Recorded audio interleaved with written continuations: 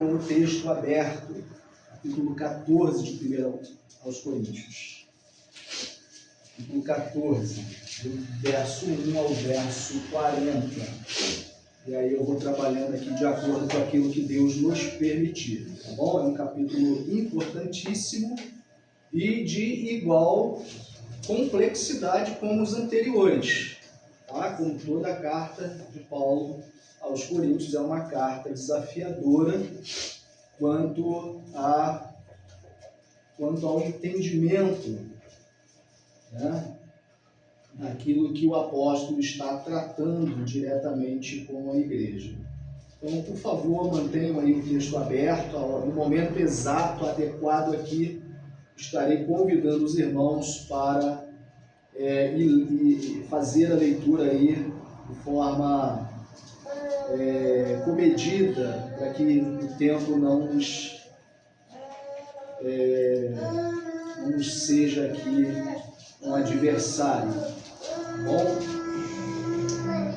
Então, vamos seguir com esse texto aberto, orando, falando mais uma vez com o Senhor, como sempre fazemos, para descansar o nosso coração e as nossas intenções ao Senhor nosso Deus. Sem Ele, nada podemos fazer. Não há edificação, não há exortação e consolo, se não for por meio da vontade soberana do Senhor. Então, peço aos irmãos que possamos mais uma vez aquietar os nossos corações, as nossas mentes, que por certo são bombardeados por muitas coisas, por muitos pensamentos e preocupações e assuntos, mas que neste momento tenhamos o máximo de esforço possível e dedicação para ouvirmos a palavra do nosso Deus.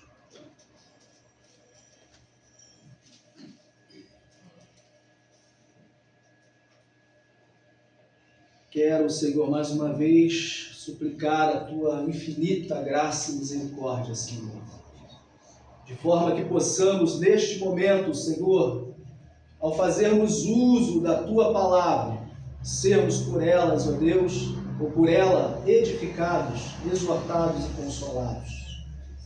Venha, ó Deus, nos permitir, mais uma vez, humildemente te suplicamos, nos permitir, ó Deus, ouvir a Tua voz. Mesmo que tenhamos aqui a instrumentalidade da voz humana, Senhor, ecoando fisicamente neste espaço, mas que a palavra do Senhor, que cumpre o Teu propósito, que não retorna sem antes cumprir o propósito pela qual ela existe, ela se faz na nossa realidade, ó Deus, na nossa consciência, no nosso coração.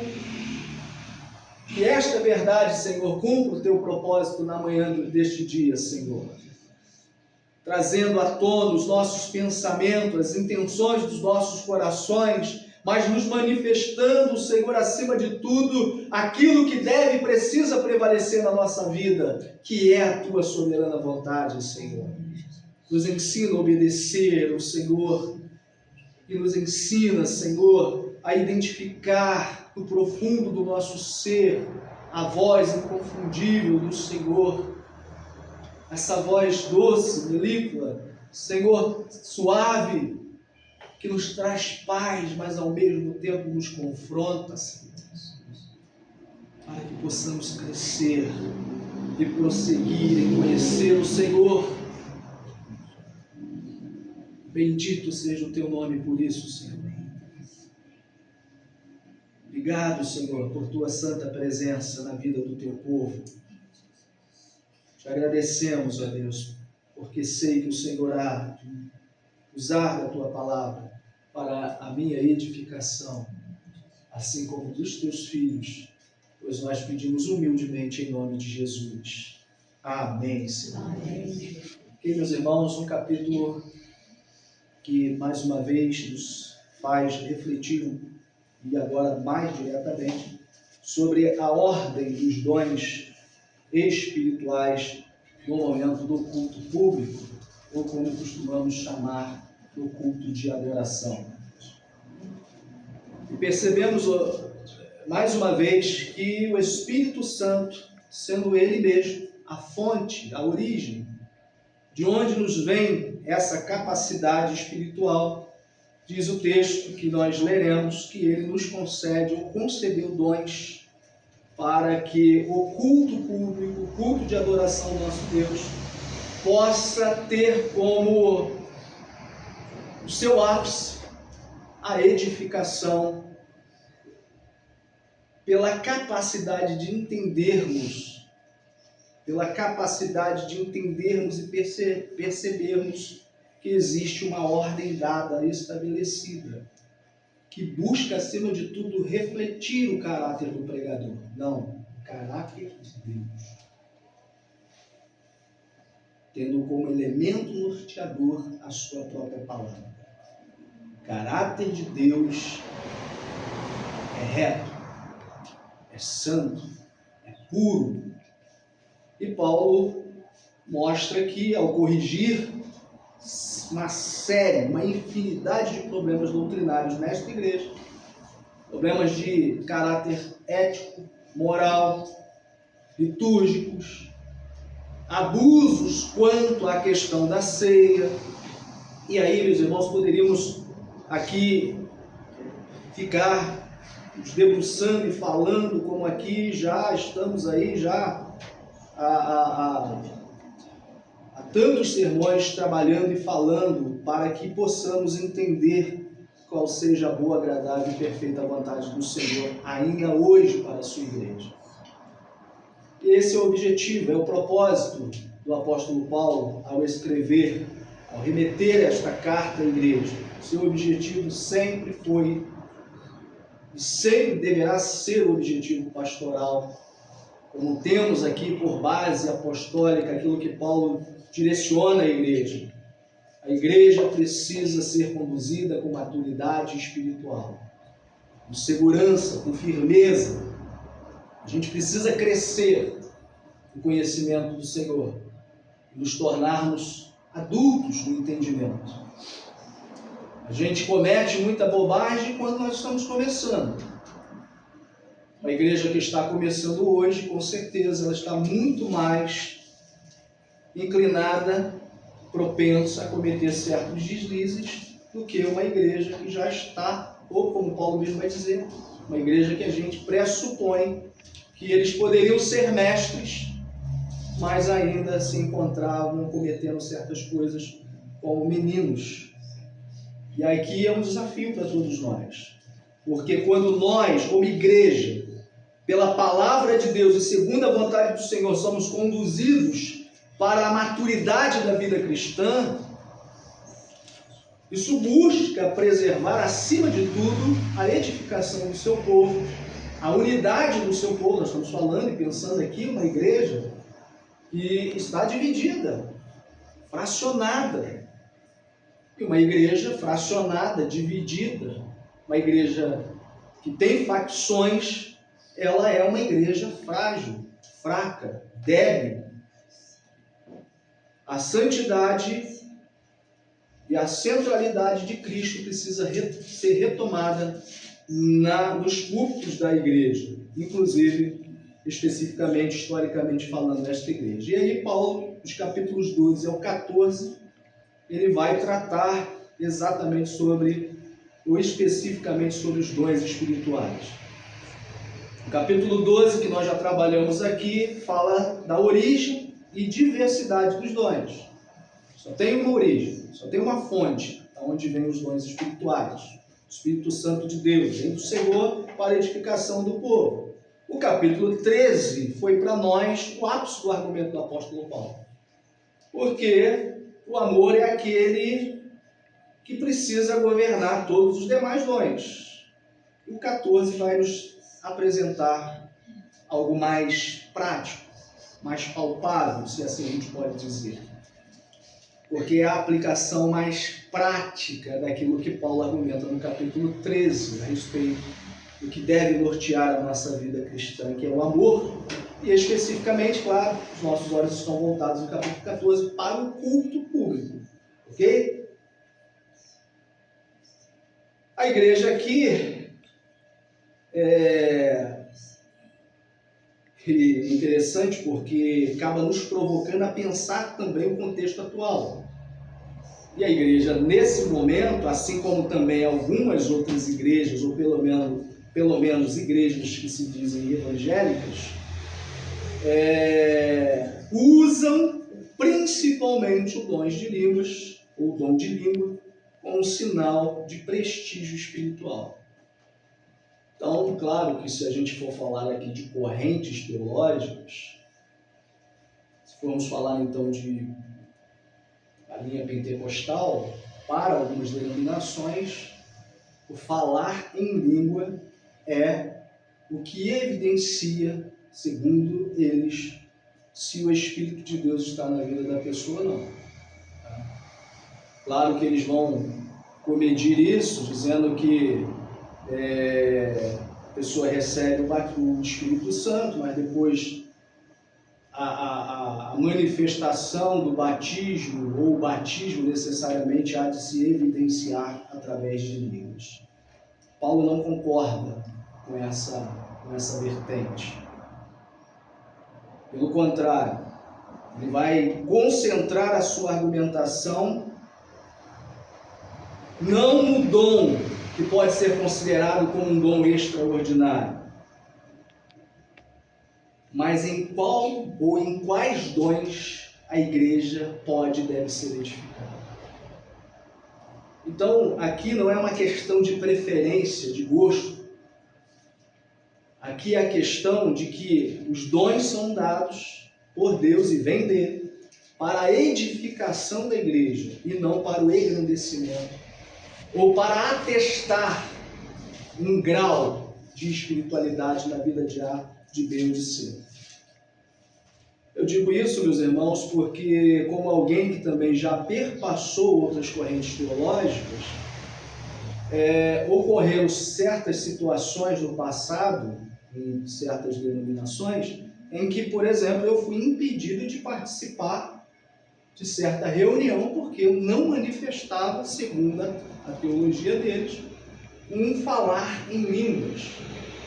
Você fala em línguas, não fala em línguas, você não fala. Mas como assim? Eu professo Cristo, a minha vida mudou, me alimento das Escrituras, participo dos cultos, persevero no Senhor, amo a Cristo, larguei os pecados de outrora e não posso comungar com vocês nesta reunião de oração? Mais próxima, não, enquanto você não falar em línguas. Ok? E aí não tem muito o que se fazer, porque o argumento se baseia necessariamente nesse sentido de algo, segundo eles, mais extraordinário. Parece que a igreja, nesse momento, e aqui nós não vamos entrar no meio da discussão, basta apenas saber que o que, como presbiteriano, a gente precisa saber, né? Esse dom de língua aqui é idioma, né? Uma língua estrangeira. Mas Paulo vai argumentar em qual dom deve ser o nosso foco? Não, mas naquele que edifica a igreja. Não é uma preferência pessoal aqui. E o grande princípio deste capítulo é o seguinte, meus irmãos, verso 26, vamos começar já a trabalhar aqui. O que fazer, pois, irmãos? Aí a gente vai entender por que ele faz essa pergunta, esse questionamento. Verso 26, finalzinho principalmente do verso 26. O que fazer, pois, irmãos? Quando vocês se reúnem, ou quando vos reunis, como é que funciona? No culto público, uns têm salmos, outro doutrina. Este traz revelação, aquele outra língua, e ainda outro interpretação. Agora interessante, seja tudo para edificação. Ok? Por quê? Porque Deus só é glorificado quando a igreja exerce esses dons com ordem visando a edificação da igreja. Do contrário, não vale a pena pensar termos ou não termos determinados recursos espirituais se não for para a edificação. Por isso que vamos encontrar aqui palavras como edificação, crescimento espiritual, como o versículo 33 vai dizer que Deus não é Deus de confusão, Ele é um Deus de paz. Dá uma olhadinha no versículo 33, por favor. Porque Deus é Deus de confusão? Não. Ele não é de Deus de confusão, e sim de paz. É assim que nós buscamos entender. É assim que nós buscamos ensinar. Os dons existem para a edificação da igreja. Agora, ela perpassa um filtro. Qual? A exposição bíblica. A Bíblia, a palavra de Deus, é o que vai condicionar a existência, ou pelo menos orientar que esses dons só existem para a edificação da igreja mediante a fiel exposição da palavra do Senhor. Por quê, pastor? Porque o Espírito Santo é aquele que conduz o culto e o conduz à luz da sua palavra, não para a confusão, para que ninguém fique confuso, sem entendimento. Mas Ele mesmo, sendo Deus, Ele é aquele que gera entre nós a ordem e a decência. Porque aonde há o Espírito de Deus, aí a decência, a ordem e a paz. Ok? Importante a gente começar a pensar sobre isso. Foi assim que entendeu Calvino no período da Reforma. Por quê? Porque ele reorganiza o culto lá em Genebra para torná-lo frio, engessado? Não, pelo contrário. Para direcioná-lo, para torná-lo mais profundamente bíblico possível. Por isso ele retira do culto elementos que poderiam obscurecer a palavra na sua clareza, na sua verdade, e restaurou, acima de tudo, o que? A leitura das Escrituras. A palavra precisa ficar em evidência. Por isso nós temos pregação expositiva, a oração congregacional, celebração de forma reverente dos sacramentos. O objetivo de Calvino sempre foi claro, transparente, cristalino, simples, que tudo que no culto não conduz à ordem deve ser retirado. Tudo que no culto não conduz à ordem, à decência e à glória de Deus precisa ser retirado. Por quê? Porque tudo no culto precisa conduzir a igreja a essa edificação, a esse entendimento, para a glória de Deus. E essa é a preocupação que, pelo menos, a leitura do capítulo 14, Paulo mostra. O culto deve ser compreensível, precisa ser reverente e, portanto, meus irmãos, precisa nos levar à edificação, ao crescimento, à maturidade da vida cristã. Senão, do contrário, ficaremos como meninos, crianças no entendimento, cometendo coisas que Deus não ensinou à luz da sua palavra e coisas que não fazem parte do seu culto. Porque a questão de cultuar a Deus não é escolha, é preferência de A, de B e de C. Deus nos deu os parâmetros pelos quais nós devemos seguir para que a adoração ao Senhor siga e cumpra o seu propósito. A cultura em que nós vivemos não ensina assim, pelo menos não mostra isso. Porque frequentemente, sobretudo em determinadas igrejas, e talvez na igreja, talvez não, com certeza na igreja de Corinto, eles frequentemente associavam a espiritualidade na vida das pessoas de acordo com a intensidade das emoções que eram vividas, experimentadas. Sentir arrepio, Deus está presente. A palavra veio de encontro às minhas pretensões, opa, Deus falou. É assim que muitos avaliam o culto. pelo impacto daquilo que elas sentem, e não pela verdade que ouviram e pela transformação que estas verdades trouxe para a vida.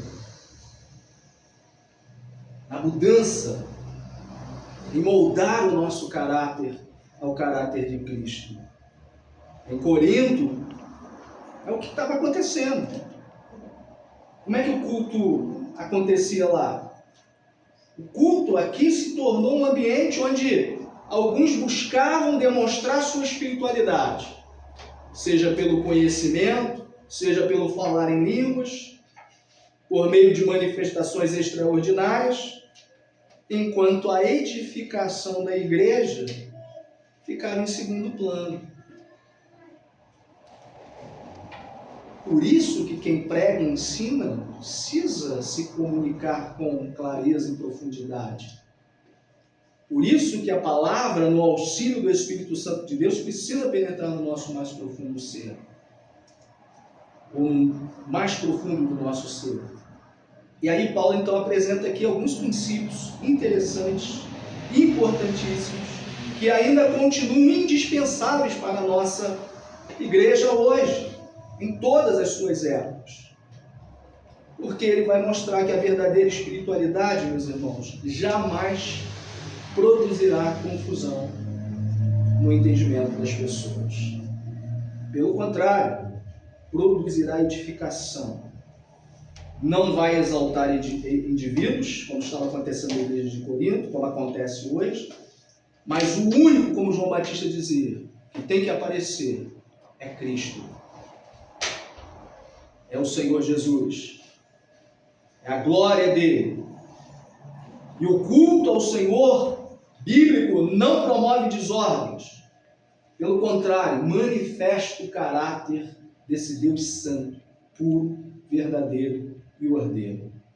Paulo então aqui nos mostra, meus irmãos, eu quero aqui me debruçar na leitura de alguns versículos com os irmãos. Primeira coisa, versículo 1 ao 19. Já viu que de cara já temos alguns versículos aqui para trabalhar, bastante versículos. Primeira coisa, primeiro princípio que ele coloca: no culto público precisa acontecer edificação. Está claro no texto. É isso que Paulo ensina, que o verdadeiro valor de um dom é medido, é aferido pela capacidade que este dom tem de contribuir com a edificação da igreja, com o seu crescimento, com a maturidade da vida cristã, de nos fazer mais próximos de Deus à luz da sua verdade. Veja os versículos 1 ao 5, por favor. Segui o amor e procurai com zelo os dons espirituais, mas principalmente que profetizeis. Pois quem fala em outra língua não fala aos homens senão a Deus, visto que ninguém o entende, e em espírito fala mistérios. Mas o que profetiza fala aos homens, edificando, exortando e consolando. Edificando, exortando e consolando. Edificando, exortando e consolando. Vou repetir de novo. Edificando, exortando e consolando. O que fala em outra língua, a si mesmo se edifica, mas o que profetiza, edifica a igreja toda. Verso 5. Eu quisera que vós todos falasseis em outras línguas, muito mais, porém, que profetizeis, pois quem profetiza é superior ao que fala em outras línguas, salvo se as interpretar, para que a igreja receba edificação, exortação e consolo. Paulo está dizendo aqui, primeiro ele inicia dizendo que segui o amor e procurai com zelo os dons espirituais. Essa é a ordem significativa de como devemos nos conduzir no culto público para a edificação da igreja. O amor aqui continua sendo o princípio regulador. É a base. Aí diz ele, a profecia é preferível às línguas porque comunica de forma inteligível a palavra de Deus a toda a igreja. No nosso entendimento aqui, a função edificadora da profecia apostólica permanece hoje ainda de forma inalterada. Principalmente, sobretudo, na fiel exposição da palavra de Deus. Versos 6 e 12, por favor, tempo não para. Assim também vós, visto que desejais dons espirituais, procurai progredir para a edificação da igreja. Fui direto para o 12, né? Na verdade seria o 6 ao 12. Agora, porém, irmãos, se eu for ter convosco falando em outras línguas, em que vos aproveitarei? Se vos não falar por meio de revelação, de ciência, de profecia ou de doutrina?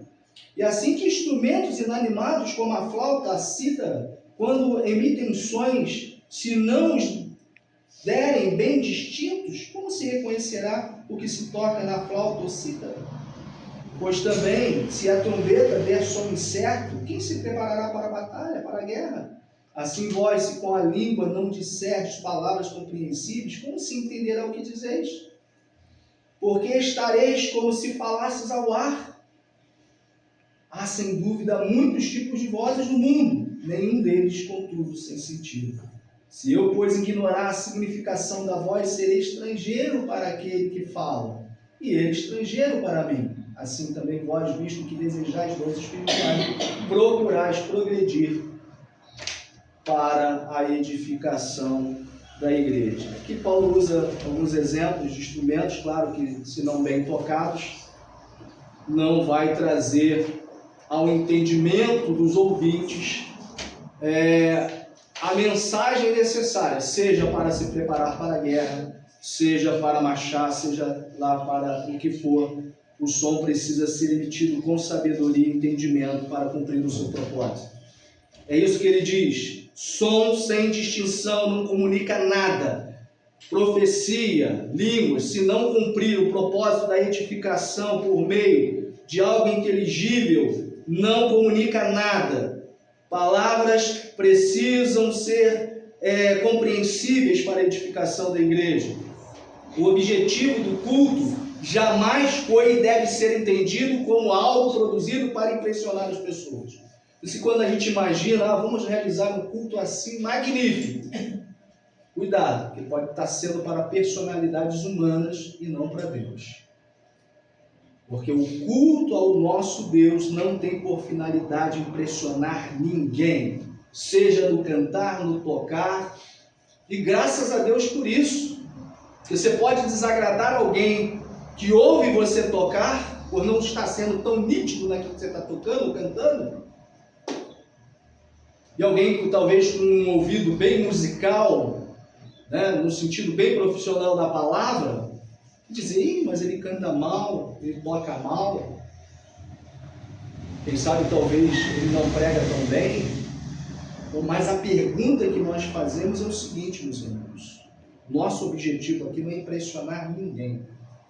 Seja com Paulo vai dizer isso, e ele diz isso nos capítulos anteriores, por onde nós já passamos.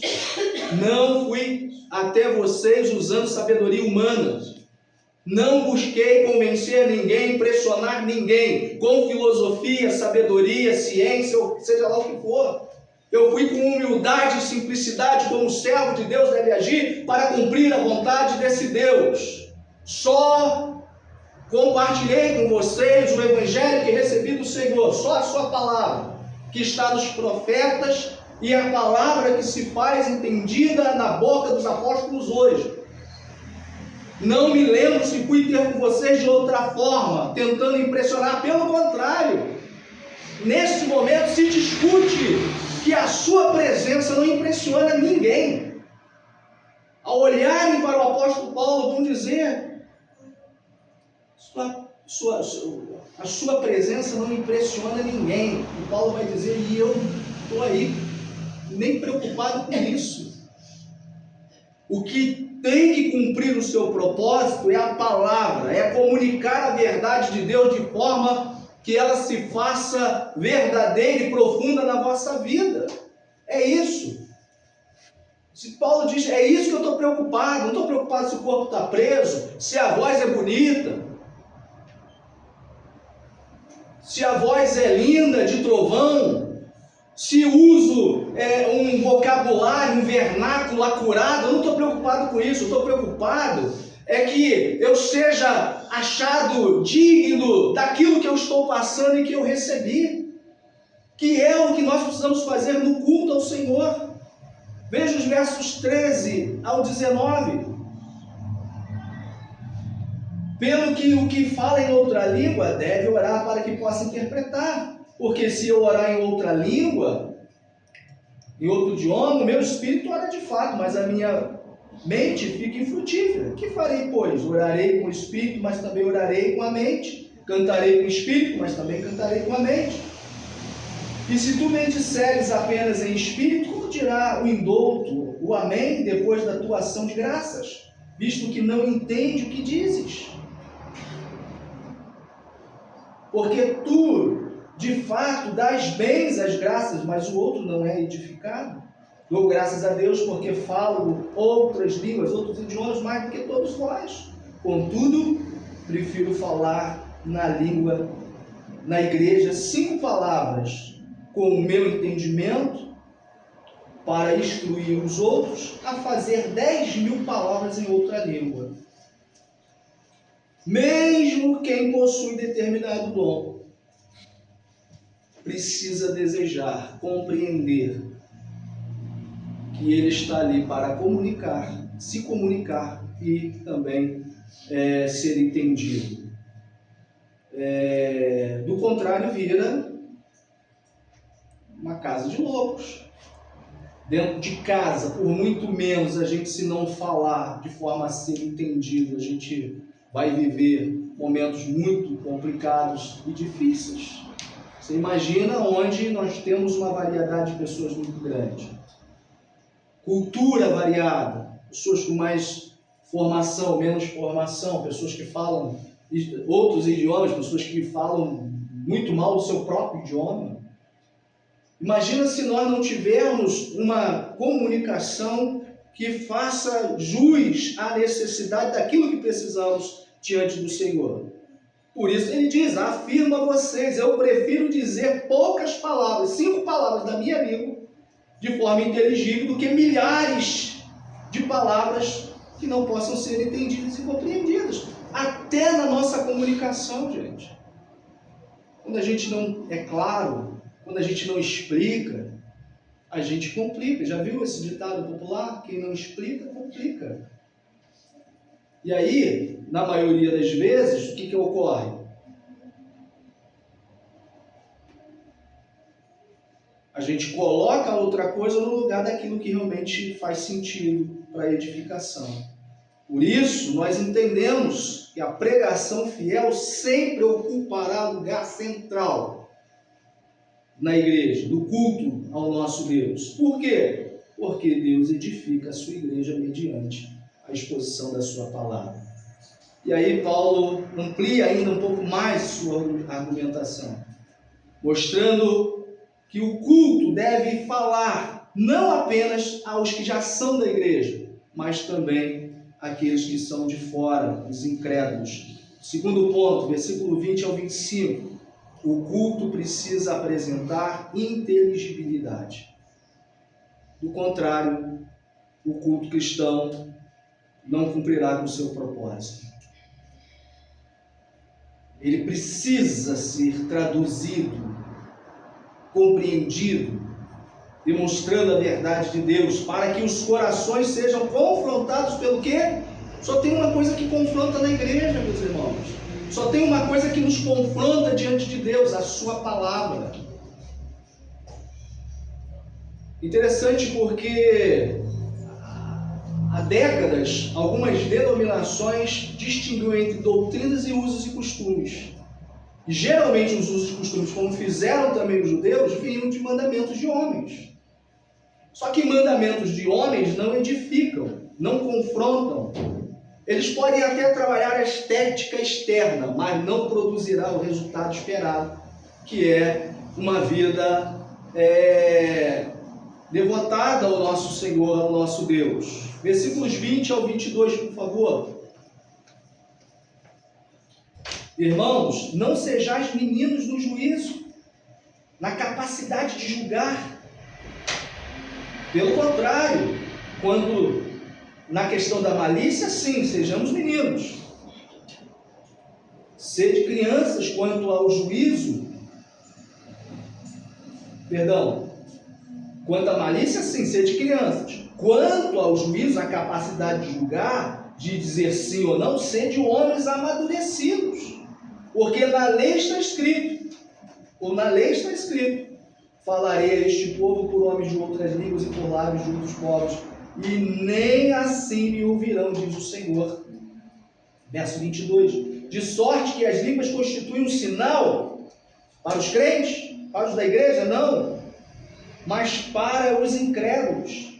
A profecia não é para os incrédulos, e sim para os que estão na igreja, para os que creem.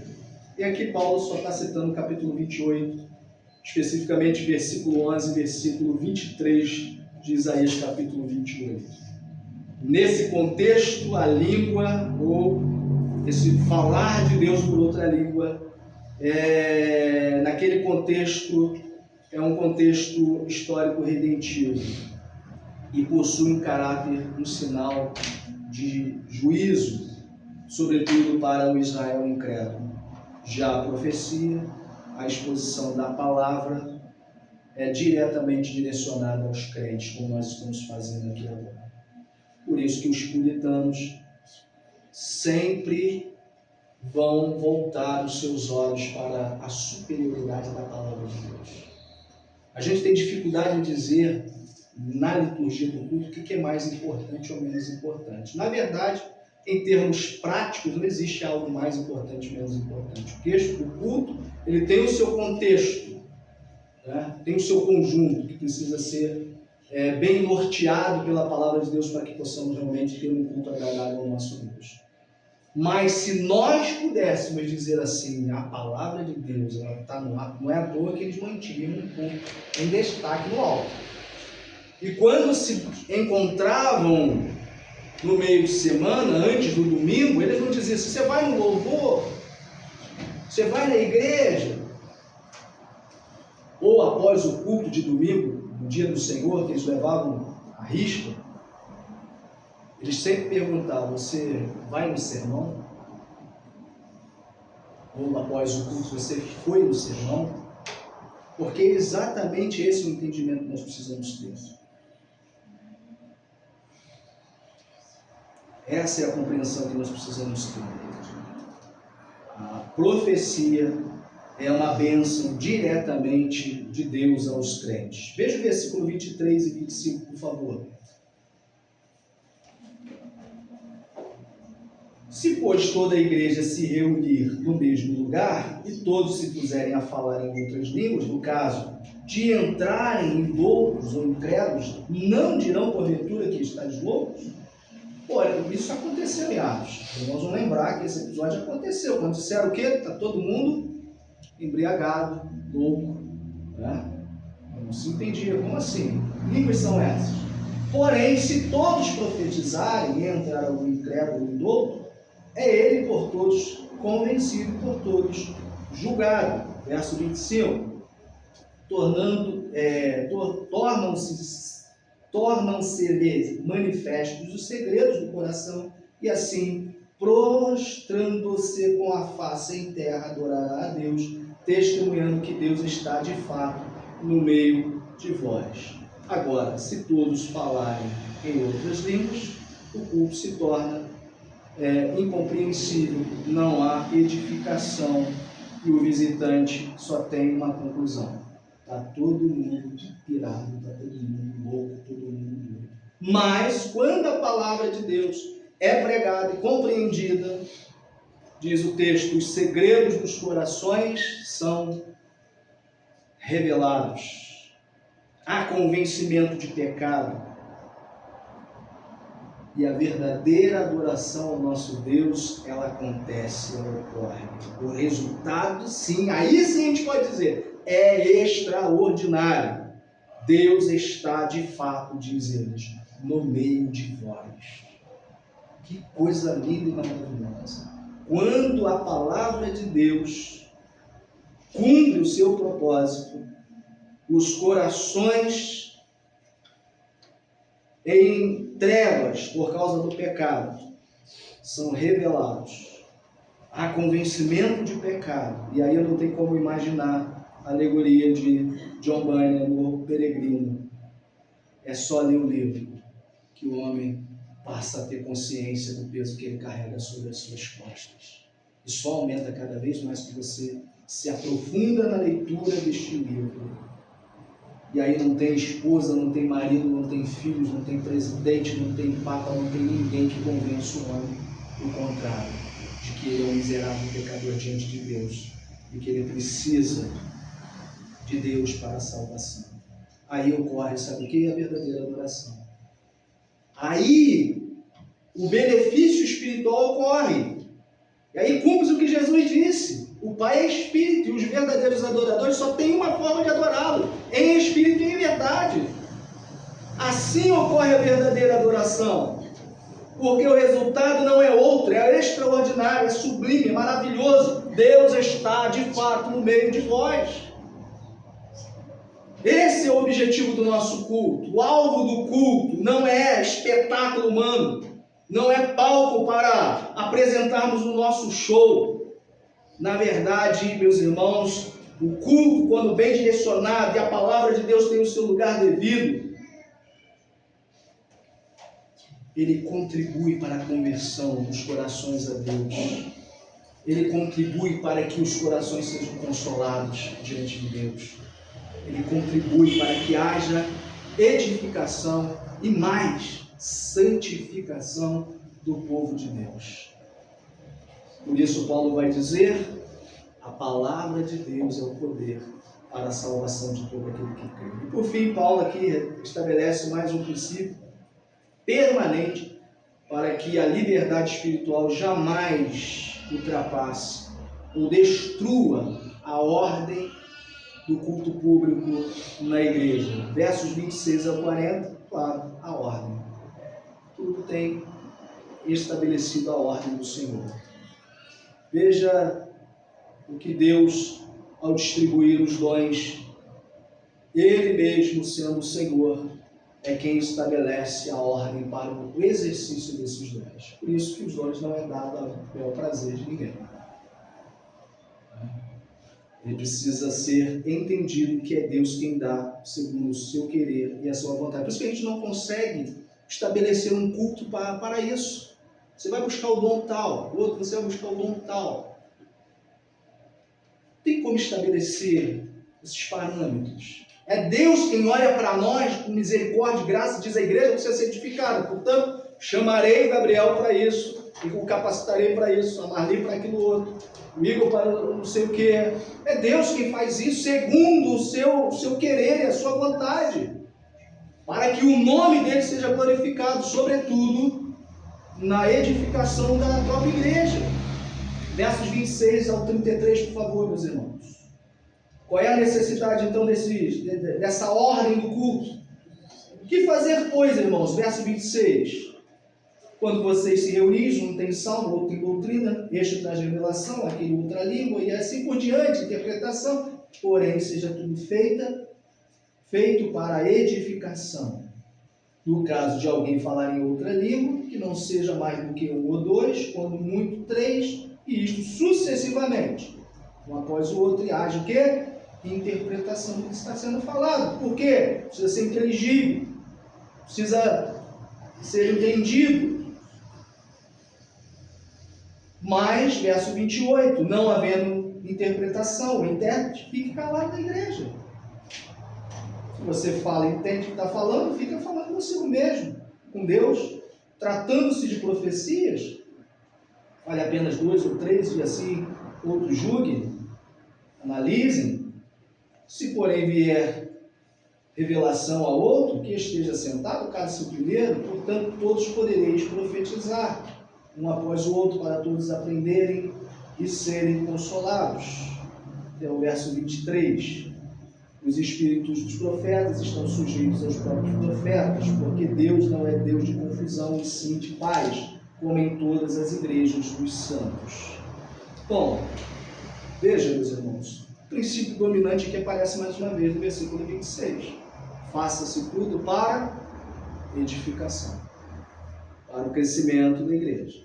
E aí ele estabelece aqui alguns limites para o exercício do culto público, do uso dos dons.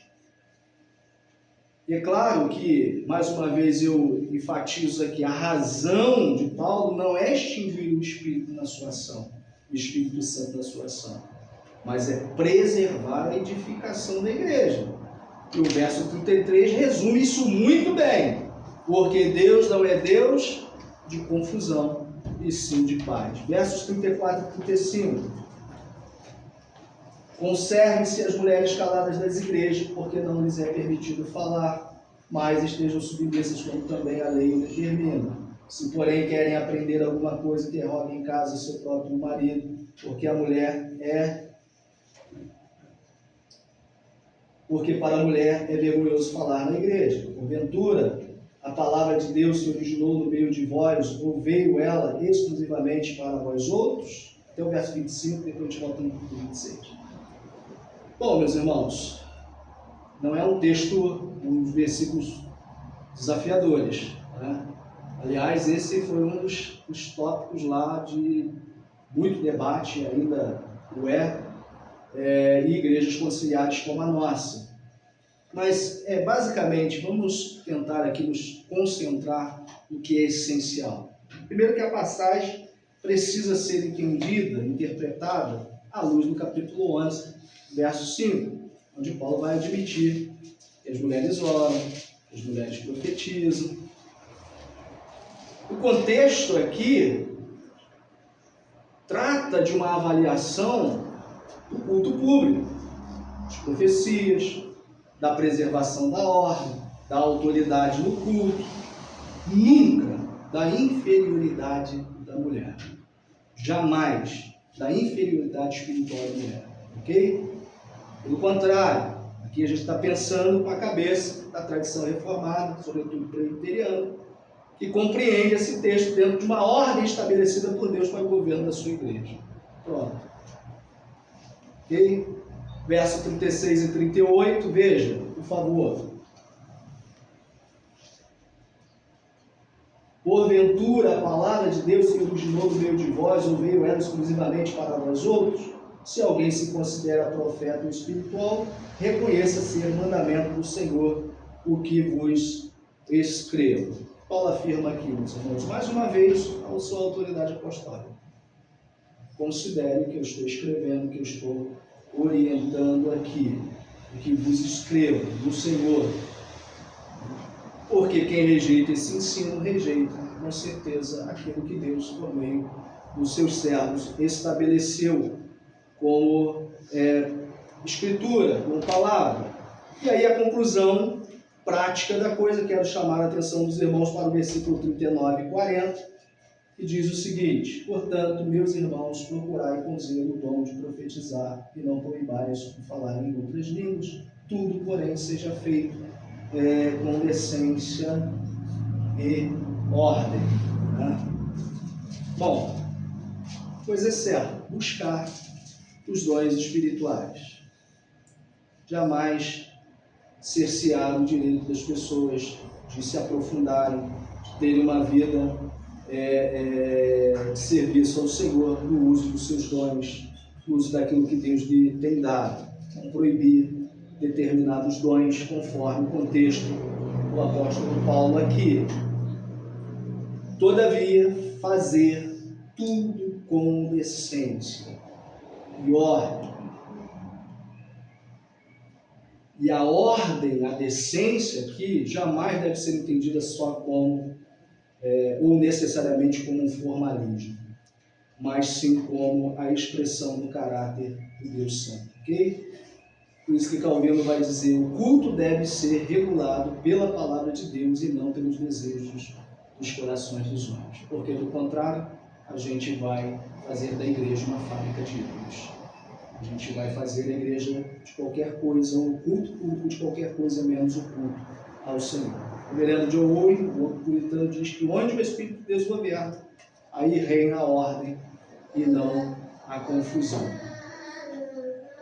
E por último, Richard Baxter disse que a maior manifestação espiritual na vida de alguém é aquela que mais edifica a igreja, seja na vida do pastor, seja na vida de qualquer um. Por isso, meus irmãos, concluo o capítulo 14 e encerra a grande discussão iniciada lá no capítulo 12, como nós vimos. Paulo não está desmerecendo os dons, pelo contrário, ele ensina que os dons são preciosos, mas nunca, jamais com um fim em si mesmo, ou com um fim em si mesmos. Porque o amor governa os dons, a palavra norteia, orienta os dons. A igreja é edificada pelos dons, e Deus é glorificado quando tudo é feito com reverência, ordem, decência e santidade. Uma igreja espiritualmente saudável não é aquela onde todos falam ao mesmo tempo, todos querem exercer a mesma coisa, mas onde Cristo fala por meio da sua palavra e nós nos aquietamos porque a sua voz é inconfundível. A sua voz é inconfundível. E o Espírito Santo aplica essa palavra aos corações e responde com fé, reverência e obediência. Simples assim. Por isso, apliquemos, meus irmãos, fechando aqui, apliquemos. Primeiro, busque servir mais do que aparecer.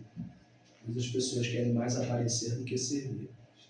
Servir é mais importante do que estar em distância. O propósito dos dons é edificar, não promover quem os exerce. Ou seja, o que você desenvolveu na igreja. Segundo, valorize sempre a centralidade da palavra de Deus no culto. Sempre. Uma igreja cresce, só pode crescer quando ela compreende a verdade de Deus. E terceiro e último, cultive um culto reverente e ordeiro. A ordem bíblica jamais vai cercear a ação do Espírito ou limitar o Espírito de Deus. Pelo contrário, a ordem, a decência, ou como dizemos no sentido litúrgico, liturgia em grego significa direcionar. Ela é fruto da ação do Espírito de Deus, porque ele é um Espírito ordeiro e decente. Ok? Que assim o Senhor nos ajude e nos agracie cada vez mais por meio da sua palavra. Amém. Vamos orar, meus irmãos. Eu vou fazer uma oração aqui. Eu quero pedir aos irmãos, por gentileza, curvem a sua cabeça. E estarei orando aqui, pedindo ao Senhor que nos ajude no entendimento da sua palavra.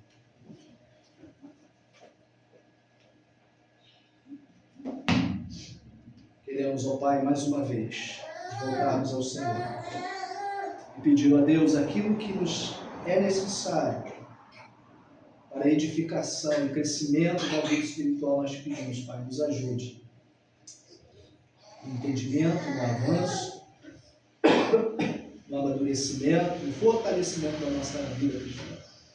E que em tudo, Senhor, da nossa vida, o Teu nome seja glorificado hoje e sempre. Nós oramos e agradecemos em nome de Jesus. Amém.